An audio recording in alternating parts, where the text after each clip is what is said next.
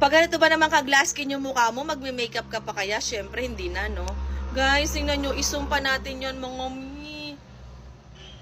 Wala pa ako nilalagay dyan, kaliligo ko lang mga madam. And ang ginamit ko dyan guys, toner lang, no?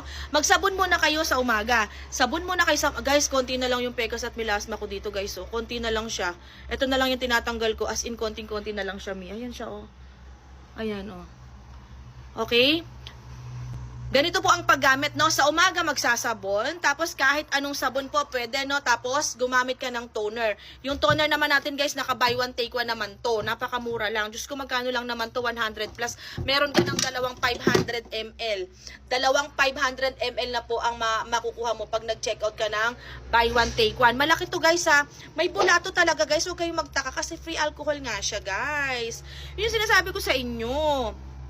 Bakit tayo magre-review, mami, kung may mga ganito namang sobrang mura at abot kayang-kaya natin isabay sa budget, 'di ba? Sobrang hirap ng buhay ngayon, mga madam. Dito tayo palagi sa mga sa mga may nagbebentang buy one take one. Ayan, oh.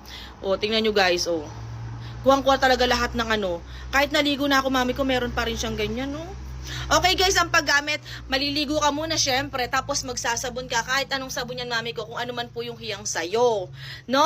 Pagkatapos mo magsabon, mami ko, gamit ka ng ating BC toner. Sobrang mild lang nito guys, huwag kayong kabang gumamit kasi mild lang yan, no bakbak po siya, no tiis ganda, no hapdi po, no? Okay lang kahit maarawan ka. Basta pag lumabas ka ng bahay, gamit lang ng sunscreen dahil sobrang namang init talaga ngayon guys. Sobrang init ngayon, kaya kailangan natin ng sunscreen, kahit ano naman yan pwede. Tapos sa gabi, ganun ulit. Sabon ka ulit, dan gamit ka po ng bulak, dan kuskusin mo siya, mami ko, ganyan lang. Linis ka lang, mami ko, linis, no? Kaya may mga pimples mark dyan at may mga dark spot dyan at yung may mga pekas at melasma na nahihirapan na talagang mawala sa mga mukha nyo, mga madam, gamitan nyo po ng ating toner. Ayan.